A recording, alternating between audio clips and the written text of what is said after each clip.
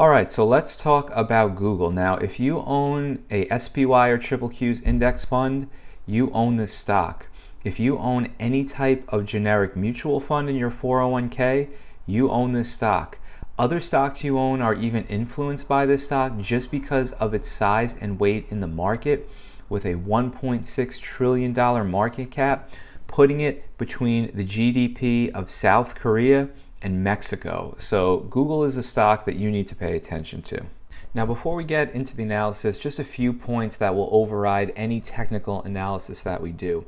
Rates are rising and are threatening to break out, and this would not be good for stocks. And let's also remember that September is a seasonally weak period for markets, as we have corrected an average of 10% in September for the last 3 years. So let's put this move into perspective. We are about 55% off of the October low and about 15% off of the all-time high in a move that has lasted about 6.5 months. That puts us up 49% year to date. Now, in this chart, I have Google on the top and the triple Qs on the bottom, and notice the outperformance of Google. While the Qs have corrected about 8%, Google is actually up 6.5%. Google is also holding well above its 50-day moving average, where the Qs have just about tested the 100-day moving average. Now, despite this very nice orderly bullish uptrend where you move up, flag, move up, flag, move up, I am seeing an RSI divergence here where we're making new highs in the market, but we're making lower highs in the RSI.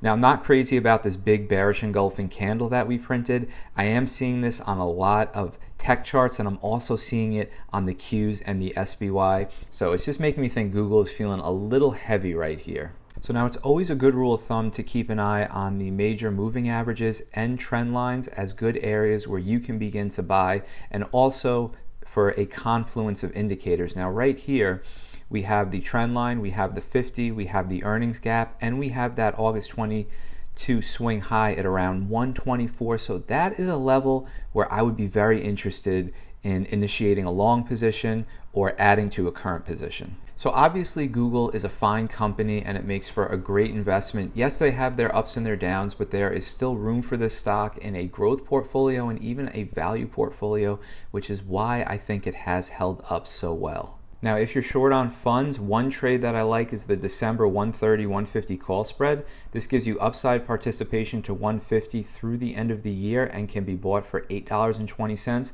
The short call will help offset the theta decay that you are realizing from the long call.